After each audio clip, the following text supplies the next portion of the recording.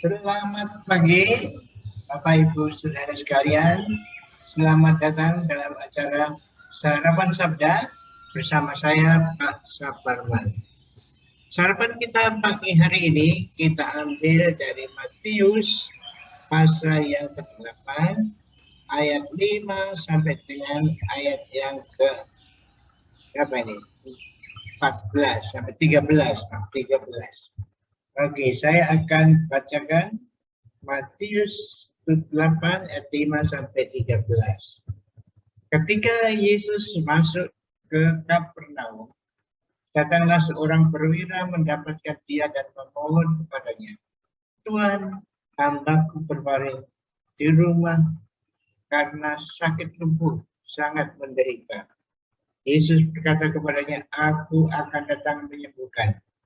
Tetapi jawab perwira itu kepadanya, "Tuhan, aku tidak layak menerima Tuhan di dalam rumahku. Katakan saja sepatah kata, maka hambaku itu akan sembuh. Sebab aku sendiri seorang bawahan, dan di bawahku ada pula prajurit.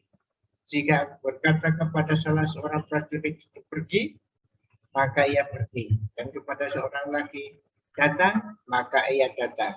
Ataupun kepada hambaku, kerjakanlah ini, maka ia akan mengerjakannya."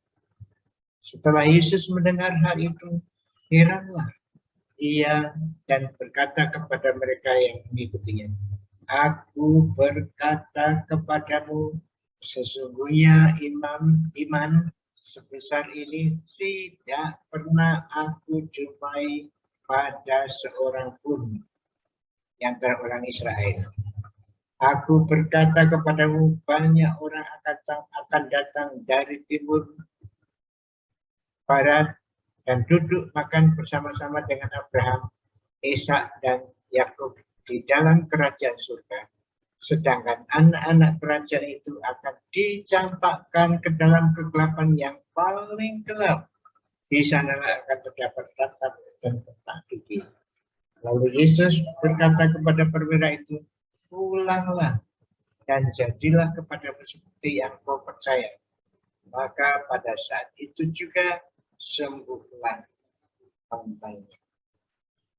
Bapak Ibu Saudara sekalian, Tuhan Yesus dalam ayat sebelumnya menyembuhkan dengan menjamah atau touch healing, penyembuhan dengan menjamah. Tetapi sekarang ini penyembuhan dengan kata-kata jarak jauh atau telehealing. Jadi penyembuhan jarak jauh. Mesias, Raja segala raja, mempunyai kuasa menyembuhkan dari manapun juga. Kali ini dia menyembuhkan hamba perwira.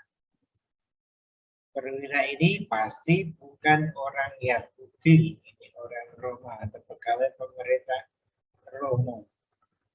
Ia seorang prajurit, taat kepada atasan, dan dia memerintah pada bawahan. Selalu dilakukan. Perwira ini hanya mohon perintah dari Tuhan Yesus, kata-kata dari Tuhan Yesus, karena perwira ini percaya firman yang keluar dari mulut Tuhan kita, Yesus Kristus. Dan memang seperti itu. Yesus heran katanya. Tidak ada orang Yahudi, orang Israel yang punya iman sebesar itu. Dan sekali lagi di sini, raja segala raja mempunyai warga kerajaan surga, bukan etnis Yahudi saja. Bahkan kelompok etnis Yahudi ini dikatakan nanti seperti anak-anak kerajaan yang dicampakkan ke dalam kegelapan yang paling gelap. Jadi Bapak Ibu Saudara sekalian, menjadi warga kerajaan surga, kerajaan Allah yang dipimpin oleh Tuhan Yesus, bukan berdasarkan etnis, karena orang Israel berpikir langsung Mesias datang memerintah dia. Rajanya tidak seperti yang diinginkan orang Yahudi itu, tetapi raja segala raja, warganya adalah orang-orang yang beriman, apapun etnisnya, apapun gelarnya, apapun pangkatnya. Pokoknya kalau beriman kepada Tuhan Yesus Kristus sebagai Tuhan dan Juru Selamat, menjadi warga kerajaan surga. Bahkan menurut ayat 12 tadi, sedangkan anak-anak kerajaan, ini orang-orang Israel yang tidak beriman, dimasukkan ke dalam kegelapan yang paling gelap. Perwira ini beriman, sedangkan yang disebut anak-anak kerajaan itu tidak beriman, orang Israel yang tidak percaya. Jadi kembali lagi di sini, Tuhan Yesus berkuasa menyembuhkan, dan penyembuhannya untuk kedua kali ini dalam hal ini dua laporan ini adalah instan. Begitu mengatakan sembuh, sembuh. Begitu menjamah, sembuh, sembuh. Tidak ada proses, tapi langsung. Inilah mukjizat Tuhan Yesus. Mukjizat Mesias itu instan. Dan dalam dua cerita ini dilakukan kepada orang yang percaya. Tapi ingat di sini yang kedua sini, yang percaya perwiranya, bukan hamba yang sedang sakit itu. Lihat di sini ayat ini, ya. Hambaku terbaring di rumah karena sakit lumpuh. Nah, itu hambanya tidak beriman ya. Tapi yang beriman adalah perwiranya. Tuhan menyembuhkan, dalam hal ini mengabulkan permintaan orang beriman. Jadi ini mukjizat kesembuhan, tetapi sebenarnya mukjizat iman yang percaya. Jadi yang percaya perwiranya minta supaya hambanya disembuhkan, disembuhkan. Jadi kesembuhan ilahi ada unsur iman, tetapi bukan atau tidak harus iman yang sakit. Mungkin iman yang lain, iman orang lain, iman orang tua, iman orang yang mendoakan. Nah, di sini iman orang yang mendoakan yang menyebabkan hamba terbaring di rumah karena sakit itu sembuh.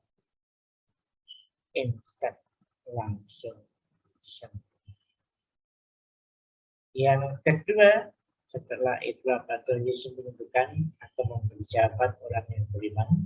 Yang kedua, sekali lagi di sini, kerajaan surga itu tidak memandang etnis, bangsa apapun, diterima dengan syarat beriman. Saya percaya Bapak Ibu Saudara sudah beriman, sehingga Bapak Ibu dan Saudara adalah warga kerajaan surga yang bisa mempunyai iman untuk menyembuhkan orang lain, mendoakan orang lain jadi sembuh, atau menolong orang lain beriman.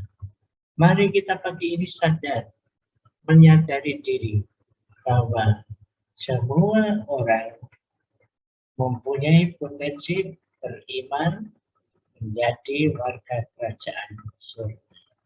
Semua saja. Jadi, mari kita saksi tidak memandang rendah orang atau tidak memandang orang tinggi juga, tetapi semuanya perlu bertobat untuk menjadi warga kerajaan surga. Biarlah hari ini kita menjadi berkat bagi orang lain merindukan kerajaan surga. Mari kita berdoa. Bapa kami yang berada di dalam kerajaan surga, kami bersyukur Engkau telah menjadikan kami orang beriman. Oleh sebab itu, pada hari ini, kiranya kami bisa menunjukkan iman kami dalam ucapan maupun dengan tindakan, sehingga orang lain menjadi ingin disembuhkan atau diselamatkan. Terima kasih Tuhan, dalam nama Tuhan Yesus. Amin. Selamat beraktivitas. Tuhan Yesus memberkati. Amin.